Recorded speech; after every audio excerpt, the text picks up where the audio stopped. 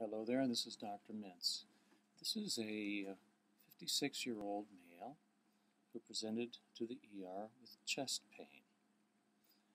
Here you have the portable supine chest. So I'd like you to just look at it briefly and remember that the most important thing for you to be able to do is to describe what abnormality is present and what anatomy is involved. And it can be very simple. And so in this case I would say prominence of the left hilum. That's the finding. It's not the diagnosis, it's not the detailed evaluation, but it allows you to communicate succinctly and clearly the nature of the abnormality you're seeing, so that if you are talking with a radiologist on the phone, for example, they have an idea of what you're looking at. So this is a good example of what can be described simply as left hilar prominence. Is it huge? No. So I'd say it's prominence of the left hilum, mild or moderate, something like that. And it looks abnormal. Look closely elsewhere. Whenever you see something that's very clear and it grabs you, you have to go through your litany of different locations that you want to look for other abnormalities, because it's easy to get sidetracked with one thing and overlook something else. For example, here, see that little prominence right there? That looks suspicious to me. Okay, so that means it's not just left hilar prominence, there may be some superior mediastinal prominence. And this could be just vascular, but it looks a little prominent in here. Could be nothing, I'm not sure, but it would make me wonder. That's the kind of thing I would go through looking at this to make sure I didn't miss anything. Lungs, yeah, you know, a little bit of streaky stuff here and there, but nothing really that grabs me. Look at the bones too. If you're looking at a mass, you're thinking possibly tumor, cancer. And if you're thinking cancer, sometimes you'll find it easier to identify a bone lesion on a plain radiograph than on a CT. First of all, you don't have to change the windowing, and you won't see it on a lung window or soft tissue very often when it involves bone on CT. So look things over. Good process to go through. All right. The patient, of course, had a CT right after that. And let's see what we have here. So here we are in the chest. And, well, you can see already, yeah, there's a lot of stuff going on. And it just shows how chest radiography, as good as it is, and it is still an excellent tool, can underestimate the extent of abnormality that is present.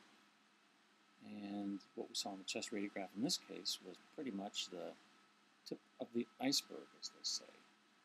So look here in this left hilar region, and coronal images, of course, are going to give you a perspective closer to that of a chest radiograph. And so here is something kind of like what we were seeing on the chest radiograph. All right, here's what you're seeing on the chest radiograph. Let's see if we put it more on the lung kind of thing. This is what you're seeing there, that prominence, left hilar prominence. Okay, and this actually is something. So there's something there. Let's see, little, whatever that mass is, it is actually extending over to the right. It's in the superior mediastinum. So that little bump that I pointed out on the chest radiograph is in fact real. Okay, let's go back to the axials. The axials are still going to be the mainstay of your evaluation of abnormalities of this sort. So starting from the top, we can see that there is soft tissue mass in the superior mediastinum, and here it is displacing the esophagus to the right. You can see the severity of that rightward displacement. It looks a little heterogeneous. There are some areas, maybe you can tell, maybe not. There are some areas that look lower in attenuation like this than over here. See that? And here you can see again, here's more of the soft tissue, regular type of attenuation, and then this is a little lower in attenuation. So it's a little heterogeneous. How are you going to describe this? So now, whereas on the chest radiograph, you describe prominence of the left hilum, now you're going to say what? Soft tissue mass or masses involving the left hilum and superior mediastinum, as well as the subcarinal region. Now here's the carina, subcarinal region, and the left paratracheal region, and periaortic portions of the superior mediastinum,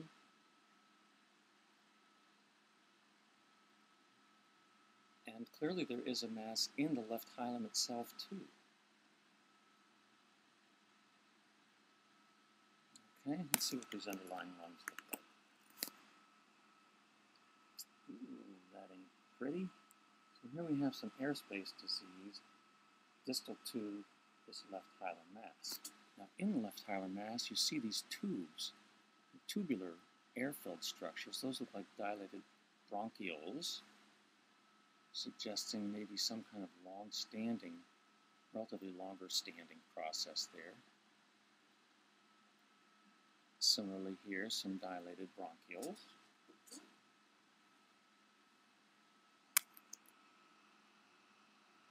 And what other structures do we see here? When you look at this, I hope you know immediately that this is what structure?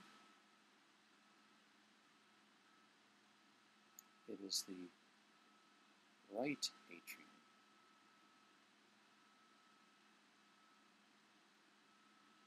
Correct? No, it's the left atrium. It's the left atrium because it's receiving blood from the lungs, and it's about to go out the left ventricle to the aorta here and to the rest of the body. So when you see a chamber like this with these, often four, but there's a variation in the anatomy of the pulmonary veins. But when you see these pulmonary veins coming into this chamber, you know it's left atrium. It's oxygenated blood coming back from the lungs. What if I were to show you this image right here? What's this? The ascending aorta. Well, what about this? What's right in front of the aorta? That's going to be the pulmonary outflow tract, or the very proximal pulmonary artery. You see how the right atrium and right ventricle parallel the left atrium and left ventricle. Here you have the very thick myocardium of the left ventricle. Here you have right atrium, right ventricle. So the pulmonary artery, of course, should be arising from the right ventricle. And if you follow that superiorly, looking right here, watch how that right ventricle kind of tapers away, and you end up with this tubular structure. It's a little flattened in that area just as it's arising. And notice how it wraps around, or is very closely apposed to the aorta. So this is the pulmonary artery. Well, if that's true, it should come up and branch under the aortic arch. Ascending aorta, descending aorta. There it goes. It branches. Now, how would you describe this? The mediastinal mass is compressing and narrowing the left main pulmonary artery and its proximal branches. Very simple statement. The mediastinal mass is narrowing the left main pulmonary artery. Look how narrow it is compared to the right, and its proximal branches. And you don't have to go into naming them. And this, of course, can predispose to pulmonary embolism if there's impeded flow in the pulmonary arterial system. So once again, chambers of the heart: right atrium, right ventricle; left atrium, left ventricle. Left ventricle emerges as the aorta. right ventricle emerges superiorly as the pulmonary artery.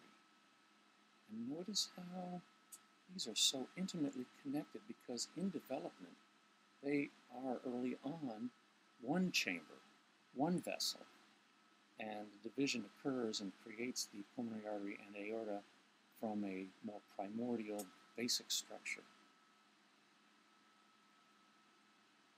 Okay, so what could this be? Let's look down a little bit farther. Let's look for some hints. We're thinking cancer. What's a differential? Could this be a lung cancer with mediastinal adenopathy? I think that would be a differential that would be high in my list. How about lymphoma? Certainly, lymphoma can give you mediastinal adenopathy, extensive in this manner, and also can give you hilar masses and even pulmonary masses. So that's a possibility. Now let's go and look a little bit down farther. We have something in the liver here. It's a little unusual. It doesn't look like a cyst, although it's relatively low attenuation. Given the company it's keeping, meaning given the findings we see in the chest, I would be very concerned that this is a metastasis or neoplastic process related to that we're seeing in the mediastinum. And in fact, you can see that it extends beyond the contour of where I'd expect the liver to end. So the liver margin is here, and then it's here, then you have this big bulging process here. Plus notice that the margins are fairly clear, but not linear, not straight. You can't trace a pencil around it. So it's not just a cyst. The margins are a little irregular. Here you could trace a pencil, but not there, not there. So it's not just a cyst that's a little irregular. It looks more like some type of mass, and I suspect it's going to be a neoplastic mass. And then what do we have here? We have the hepatic veins converging on the intrahepatic IVC, which goes where? To the right atrium, having its deoxygenated blood to go out to the lungs. Okay, so what else do we have? Oh, here we have trouble. In the abdomen, we have an adrenal mass. Look at the size of this adrenal mass. You can see some of the normal adrenal architecture here. And you see an adrenal mass here, bilateral adrenal masses. It's very common for lung cancer. Looks like you have something coming out of the upper pole of the right kidney there. That's concerning for renal neoplasm, and renal carcinoma can give you extensive metastases and adenopathy. There's another cyst over here, and even that cyst does not look clean, doesn't look simple. See that, how the edges are a little ill-defined? And even here, maybe you can tell that there's a little difference in the attenuation. You can't really, you can draw a line around here, but in this area here, it's a little non-uniform. It's not as low attenuation as here, so that looks like a somewhat complex cyst, and any cyst that's not clean and obviously well defined, you have to worry about renal cell carcinoma or other tumors. And this one is right under the right kidney, and if you look at the coronal images, you'll see that it's really not arising from the kidney, although it's abutting it. See that? The cortex really looks pretty sharp there. So that could be a metastasis to the retroperitoneum. We already know we have adrenal abnormality on both sides. Let's look at that kidney mass there on the upper pole. Here again, I hope you can see this. It's an important observation. You see how the attenuation here is not uniform? It's lower attenuation here than over here. You see that, I hope. That's an important observation. That means it's not a simple cyst. There's complexity to it. Makes it look very suspicious for neoplasm. Okay, and then we have other areas of adenopathy in the retroperitoneum. even right here. You have to be careful because you know what should be back there. The IVC and the aorta. What's this? Nothing good. That's adenopathy. Even here, you don't have anything normally right between the IVC and the aorta. You shouldn't have any soft tissue there. You should have maybe some fat. So you have some confluent areas of soft tissue in the retroperitoneum back here. Very concerning for retroperitoneal adenopathy. So, what is it? Could it be lung cancer? Yes. Lymphoma? Yes. Could it be renal cell cancer that's metastatic? Yes. And in fact, when I think renal cell cancer, the first thing I look for are bone lesions, lytic bone lesions. And here, if you grab a look right there, the ASIS, anterior superior iliac spine, you have a destructive lytic lesion there, which would be really very typical of renal cell cancer metastasis. Okay, so lastly, just another last look here. I haven't seen any other bone lesions. So which of those things it is, I don't know. But this is the approach I would take. And I would also always make sure you look through lung windows, make sure there's not something even small out there that might impact what your decisions might be about what it could be. Over here, you have some pneumonitis probably, and it's not uncommon to get atelectasis that's post-obstructive, and you can also get a pneumonia that is post-obstructive. So it could be either of those. And I'm sure this is very difficult to swallow with your esophagus displaced like this. So very nasty looking case, but with important findings, and I hope it gives you some idea how to approach cases like this.